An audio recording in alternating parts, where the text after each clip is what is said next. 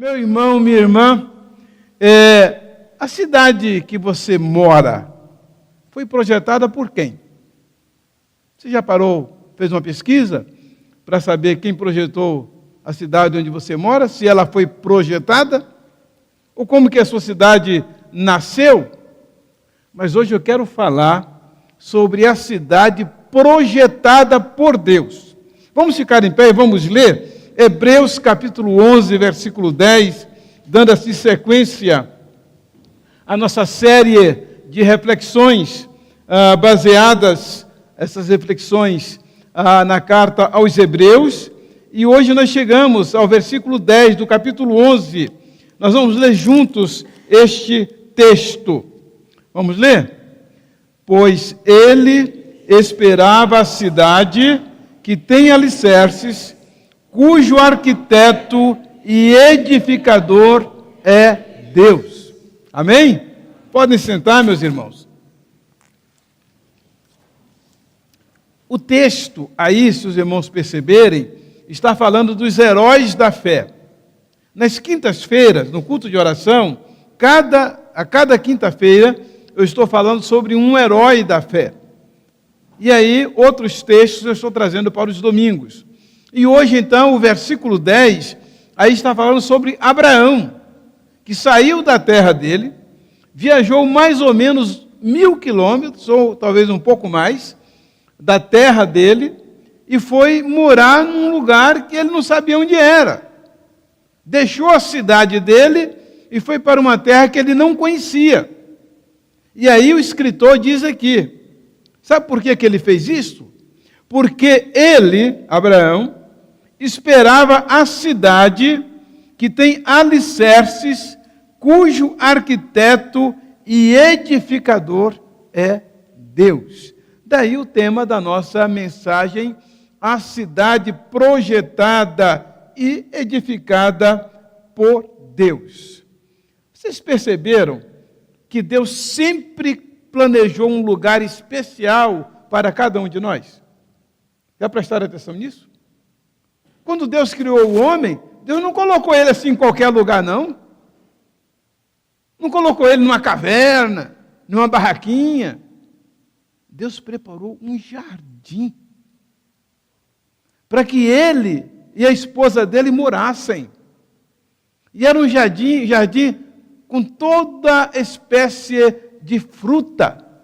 Um lugar lindo, maravilhoso. Tanto que esse lugar é chamado de paraíso. Olha só. Olha como Deus pensa no nosso bem.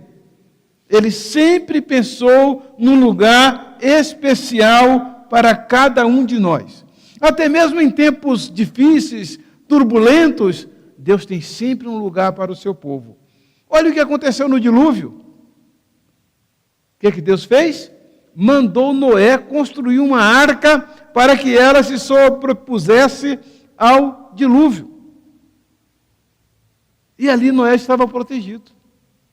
Todos os demais pereceram, mas Noé, porque andava com Deus, Noé foi preservado, ele e a família dele. Então Deus tem um lugar, meu irmão, minha irmã, especial para você. Deus quer o seu bem. Quando Deus chamou Abraão, ele não falou assim, você vai ficar só andando em tenda. Não, Deus disse, olha, você vai andar em tenda, mas eu vou ter um lugar para você que você não tem ideia. É uma cidade que é projetada por mim, é construída por mim. E o mais interessante é que Abraão viveu a vida dele toda e não entrou nesta cidade. Porque a Bíblia vai dizer mais na frente que eles esperavam uma cidade ainda melhor. Esse texto, portanto, de Hebreus 11, 10, fala sobre isto. E aí, por que é tão importante essa cidade? Por que Deus faz questão dele mesmo edificar um lugar para nós? Preparar um lugar para nós? Em primeiro lugar, porque a morada edificada pelos homens é trabalho em vão. Olha o Salmo 127, versículo 1. Se o Senhor não edificar a casa, em vão trabalhos que edificam. Se o Senhor não guardar a cidade, em vão vigia a sentinela. Deus diz, olha, você está construindo uma casa? Muito bem, mas se Deus não abençoar você, esse negócio não vai dar certo, não. E Jesus falou, sem mim nada podeis fazer. Deus quer tomar parte na sua vida, meu irmão, minha irmã, em todos os seus empreendimentos. Por isso que a palavra diz que, olha, você quer construir uma casa? Deixe Deus ajudar você, deixe Deus abençoar você nessa construção, nessa caminhada. Não trabalhe sozinho.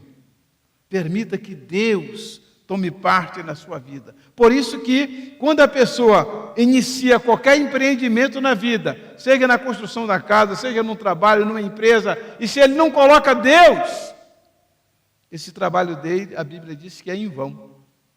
Por isso que Deus quer tomar parte, e principalmente se essa empresa, esse empreendimento da gente for projetado por Ele. Em segundo lugar, Jesus disse que foi nos preparar um lugar. Deus não quer que a gente saia daqui desse mundo assim, sem saber para onde que a gente vai, não. Olha o que diz João 14, versículo 2. Na casa de meu Pai há muitas moradas. Se não fosse assim, eu vou-lo teria dito, pois vou preparar-vos lugar. Olha que interessante. Jesus não queria que a gente saísse daqui meio desorientado, sem saber para onde ia.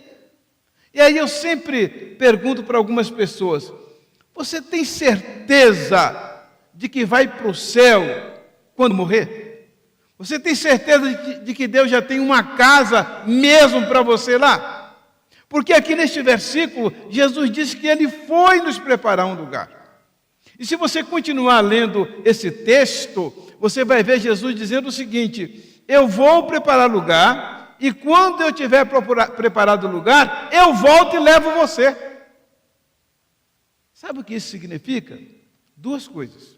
Primeiro, Jesus estará nos esperando quando nós deixarmos este mundo ou quando Ele voltar. Ele sempre tem um lugar preparado.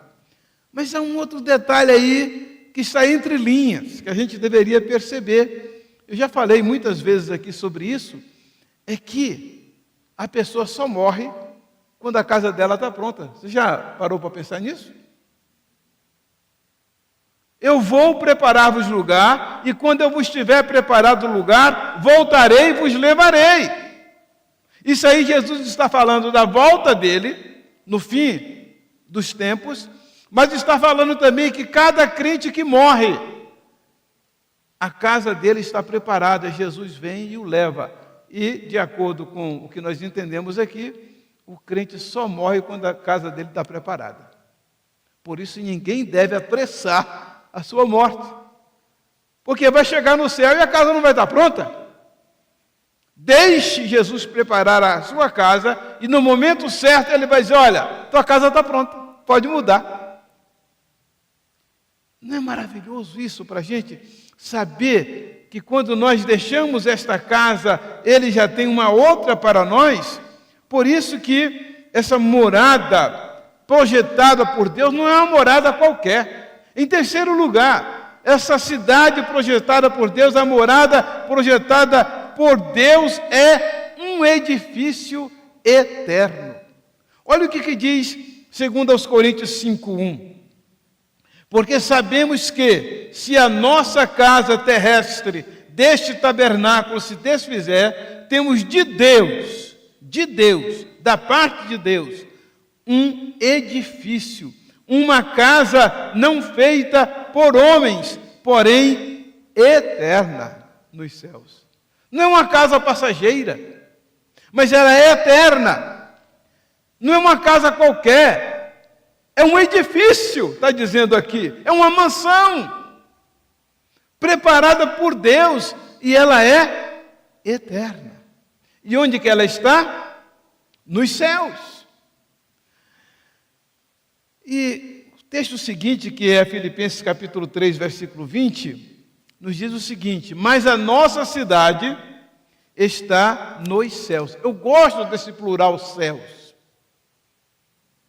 Eu tenho uns pensamentos sobre isso, sobre a eternidade, esse lugar além da terra, onde nós vamos morar, esse infinito aí que nós não sabemos qual é o limite dele.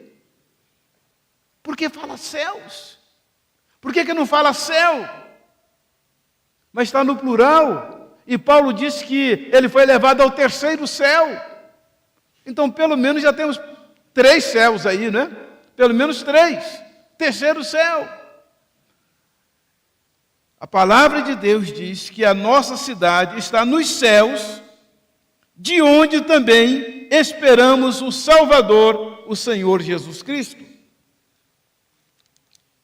Então a pergunta é a seguinte, dentro deste ponto 3 aí, na verdade é uma afirmação: a morada projetada por Deus é um edifício eterno. Tá? Segundo lugar, a morada projetada por Deus é uma cidade deslumbrante. A descrição da cidade projetada por Deus chega a nos impressionar. Mas há um detalhezinho sobre ela. Sabe qual é? Primeiro, diz que ela vai descer do céu. Apocalipse 21, 10. E levou-me espírito a um grande e alto monte e mostrou-me a grande cidade, a santa Jerusalém, que descia do céu. A cidade está no céu, mas está dizendo que, de algum modo, Deus vai trazer essa cidade do céu. Apocalipse 21, 11, que é a letra B aí da nossa reflexão. Esta cidade, ela tem a glória de Deus. Imagine, Deus projetou isso na eternidade, e ela tem a glória de Deus. E tinha a glória de Deus. A sua luz era semelhante a uma pedra preciosíssima, como a pedra de jaspe, como o cristal resplandecente. Olha essa cidade que Deus projetou para você, meu irmão, minha irmã. É tipo uma pedra preciosa. Na letra C, essa cidade, como que ela será? Ela terá 12 portas, com os nomes das 12 tribos de Israel. Apocalipse 21, 12. E tinha um grande e alto muro, com 12 portas, e nas portas 12 anjos, e nomes escritos sobre elas, que são os nomes das 12 tribos de Israel. Detalhe muito interessante. Próximo detalhe sobre essa cidade, na letra D, ela terá 12 alicerces, 12 portas e 12 alicerces, com os nomes dos 12 apóstolos de Jesus. Prestaram atenção? Nas portas estão os nomes das tribos de Israel. Nos alicerces estão os nomes dos 12 apóstolos. E o muro da cidade tinha 12 fundamentos, 12 alicerces, e neles os nomes dos 12 apóstolos do Cordeiro. Letra E. E a cidade estava situada em quadrado, e o seu comprimento era tanto como a sua largura, e mediu a cidade com a cana até 12.000 estádios, e o seu comprimento, largura e altura eram iguais. Isto é na versão da Almeida revisada e corrigida. Agora vejam na nova tradução da linguagem de hoje, como este versículo. Vejam só. O anjo mediu a cidade com uma vara de ouro, e viu que media 2.200 quilômetros. O seu comprimento, 2.200 quilômetros. A sua largura, 2.200 quilômetros. Eram iguais, mas tem outro detalhe. A cidade era quadrada e elevada ao cubo. Veja só, pois o seu comprimento era igual à sua largura e altura. A cidade tinha 2.200 quilômetros para lá, para cá e para cima. Vejam só, são 4.840.000 quilômetros quadrados.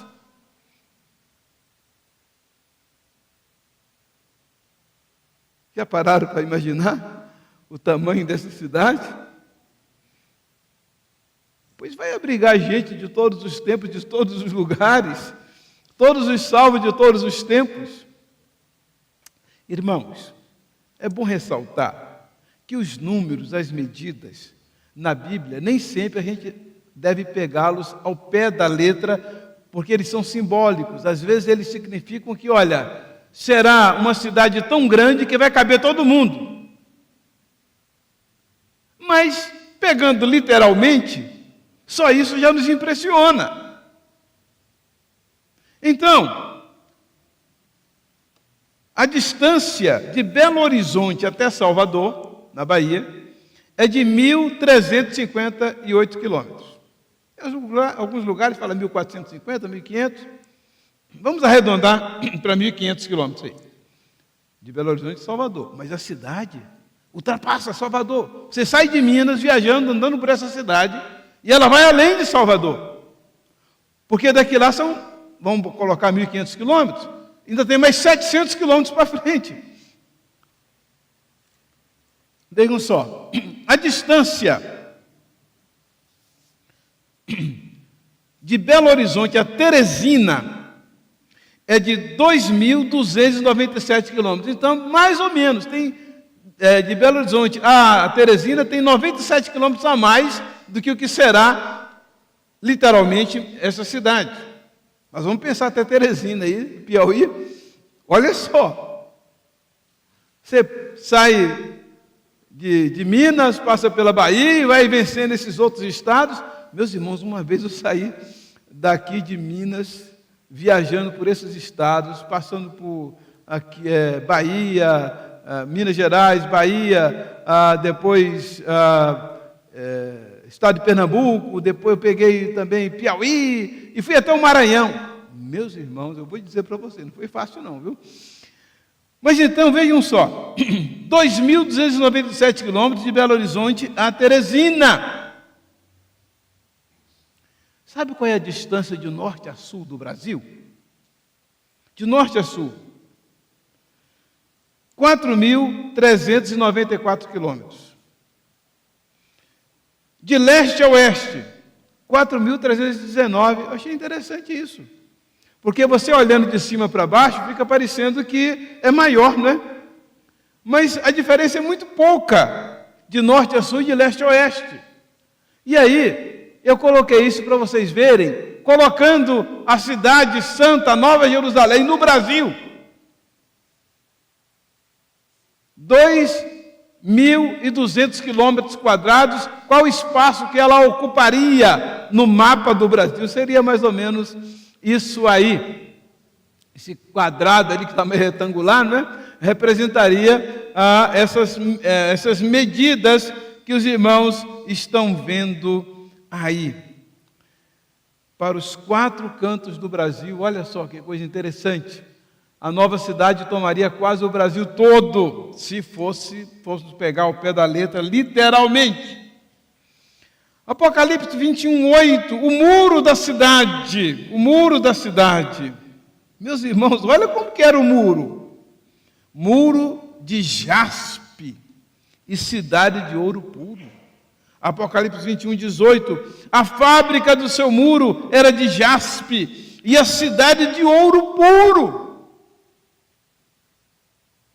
semelhante a vidro puro, tão reluzente que era.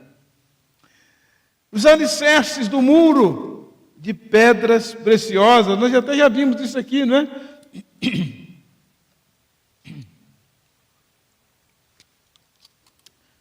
Apocalipse 21:19, os fundamentos da cidade estavam adornados de toda pedra preciosa, O primeiro fundamento era de jaspe, o segundo de safiro, o terceiro de calcedônia, o quarto de esmeralda. Versículo 20. O quinto sardônica, o sexto sárdio, o sétimo crisólito, o oitavo berilo, o nono topázio, o décimo crisópraso, o undécimo jacinto, o duodécimo ametista. Que bênção, meus irmãos, esta cidade. A cidade que Deus projetou para você, meu irmão, onde você vai morar. Você tem ideia disso? Depois nós vamos ter aí a letra H. Cada porta da cidade era uma pérola. Apocalipse 21, 21. E as 12 portas eram 12 pérolas. Você se lembra que nas portas estava escrito o nome dos apóstolos e nos alicerces escrito o nome dos 12 portas das tribos, os alicerces dos apóstolos. E as 12 portas eram 12 pérolas, cada uma das portas era uma pérola. E a praça da cidade de ouro puro, como vidro transparente. Na letra I, na cidade não haverá templo. Templo de igreja. Versículo 22. E nela não vi templo. Não haverá placa de denominação mais. É a igreja do Senhor, é o povo do Senhor, o povo de Deus, os salvos de todos os tempos, de todos os lugares.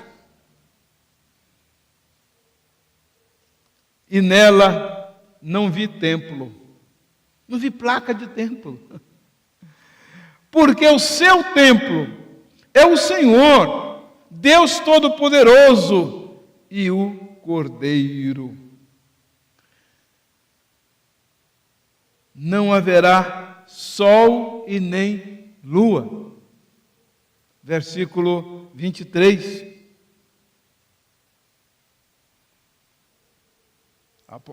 E a cidade não necessita de sol, nem de lua, para que nela resplandeçam, porque a glória de Deus a tem alumiado, e o Cordeiro é a sua lâmpada. Então eu quero fazer uma pergunta, que cabe uma pergunta. Onde é que você vai morar, meu irmão? Uma coisa é onde você mora aqui. Outra coisa é onde você vai morar. Você já pensou que você vai morar nesse lugar? Que Deus planejou isso para você? Deus quer você com Ele lá? Ainda que a sua vida aqui seja de lutas, de tristezas, lidando com enfermidade, com incompreensão, e muita sorte de sofrimento, mas o que Deus preparou para você, a Bíblia diz, porque para mim tenho por certo que as aflições deste tempo presente não são para comparar com a glória que em nós há de ser revelada.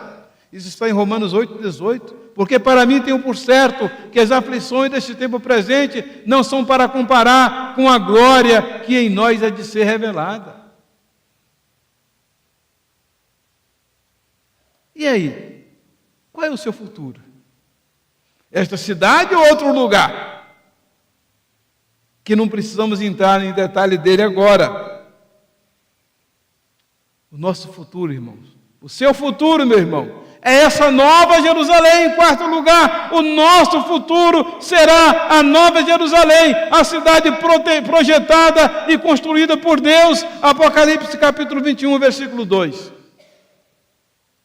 E eu, João, vi a santa cidade, a nova Jerusalém, que descia do céu. Viram que agora já não é mais plural?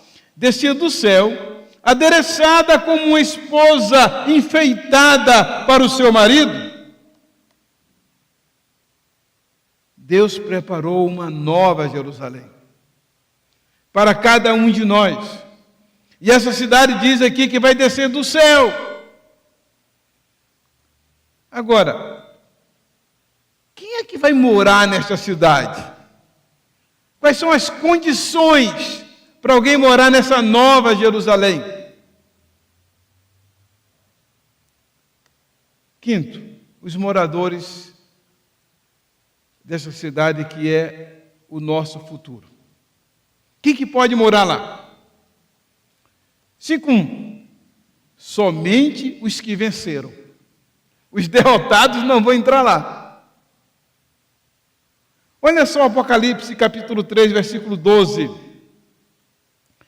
A quem vencer, por isso, meu irmão, minha irmã, você não pode desistir da sua fé, você não pode abandonar a igreja do Senhor Jesus Cristo, o povo de Deus, você precisa caminhar junto, fazer parte desse povo de Deus. Você não pode ser um derrotado. A quem vencer, eu o farei coluna. Você se lembra lá atrás que os apóstolos faziam parte, as 12 tribos das portas, os apóstolos, os alicerces. Agora nós estamos vendo o quê? É só o irmão continuar o slide aí, tá bom? Só dar sequência aí que é a mesma coisa. Vamos lá, é o ponto 5.5.1. Somente os que venceram. A quem vencer, eu o farei coluna no templo do meu Deus, e dele nunca sairá. E olha só, escreverei sobre ele o nome do meu Deus, e o nome da cidade do meu Deus, a nova Jerusalém, que desce do céu, do meu Deus, e também o meu novo nome. Olha quanta coisa Deus quer fazer com você. Mas é preciso que você vença. Apocalipse 21:8. Porém, quanto aos covardes, os incrédulos, os depravados, os assassinos, os que praticam imoralidade sexual, os bruxos e ocultistas, os idólatras e a todos os mentirosos, a parte que lhes cabe será o lago de fogo, que arde perpetuamente em meio ao enxofre. Esta é a segunda morte. Não vai entrar no céu esse tipo de pessoa. Mas é uma religião, crê em Deus. Não se engane. A Bíblia é taxativa em dizer que esse tipo de pessoa não entrará. Apocalipse 22:15. No entanto, fora estão os cães, os bruxos. Cães aqui não são animais, não. Uma das traduções para cães é viciados. Vamos aqui adequar. No entanto, fora estão os viciados, os bruxos e ocultistas, os que cometem imoralidades sexuais, os assassinos, os idólatras e a todos que amam e praticam a mentira. Esses não entrarão, não estarão lá. Apocalipse 21:27. E não entrará nela coisa alguma que contamine e cometa abominação e mentira, mas só os que estão inscritos no livro da vida do Cordeiro. Você percebeu a última parte deste versículo? Se por um lado aí diz quem que não entrará, por outro já assegura quem entrará.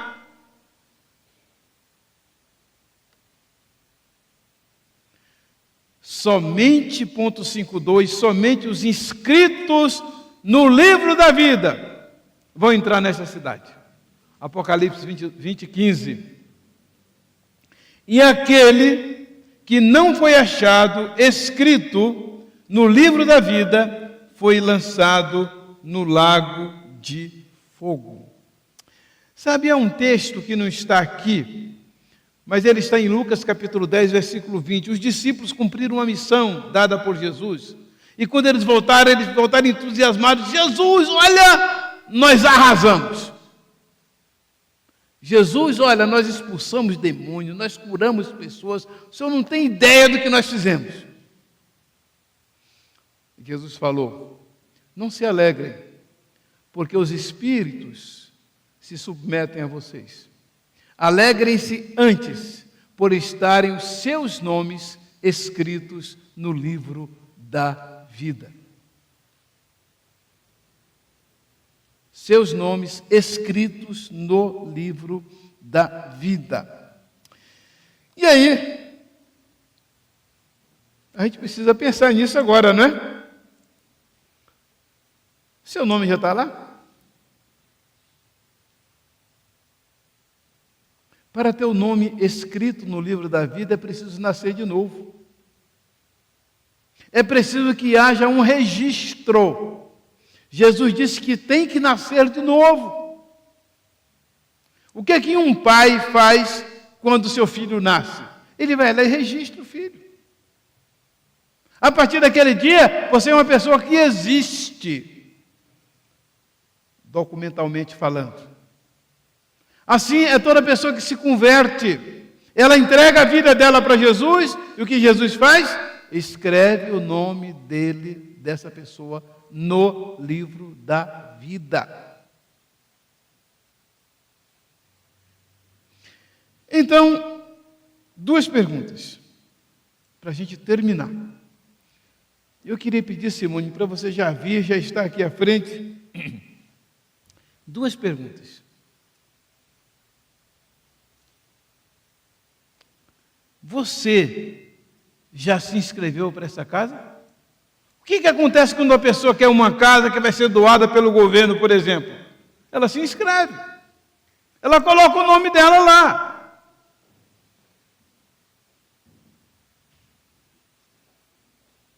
E essa pessoa só vai ter direito à casa se ela estiver inscrita, cadastrada. Você já foi cadastrado no céu?